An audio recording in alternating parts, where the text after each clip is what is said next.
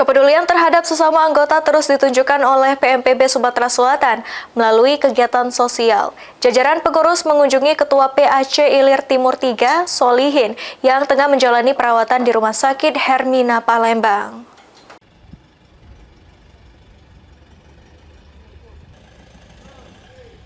Paguyuban Masyarakat Palembang Bersatu atau PMPB Sumatera Selatan menjenguk Ketua Pimpinan Anak Cabang atau PAC Ilir Timur 3, Solihin, yang sedang menjalani perawatan di Rumah Sakit Hermina, Palembang.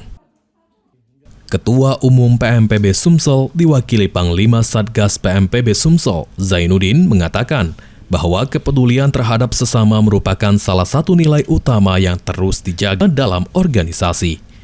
PMPB tidak hanya hadir sebagai wadah berhimpun masyarakat Palembang, tetapi juga sebagai keluarga besar yang selalu memberikan dukungan kepada setiap anggotanya, terutama ketika menghadapi ujian maupun kesulitan. Pada hari ini melakukan giat mengunjungi rekan kita, Saudara Iin, Ketua PAC Ilir Timur 3, Palembang. Ketua PAC PMPB, ya. Beliau ini senior di PMPB Kota Palembang.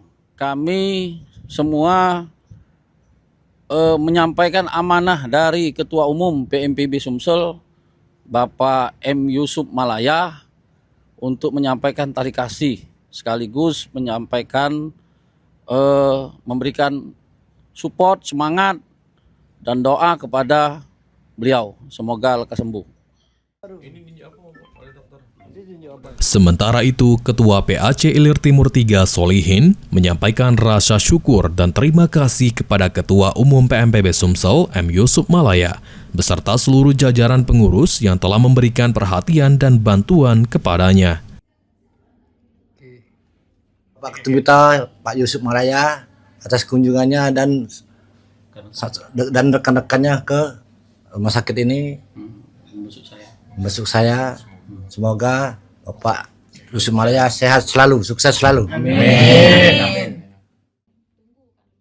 Melalui kegiatan sosial seperti ini, PMPB Sumatera Selatan berharap dapat terus menunjukkan komitmennya dalam mempererat tali silaturahmi, serta menumbuhkan semangat saling peduli hingga ke tingkat pimpinan anak cabang di dalam organisasi. Muhammad Fikri, PAL TV.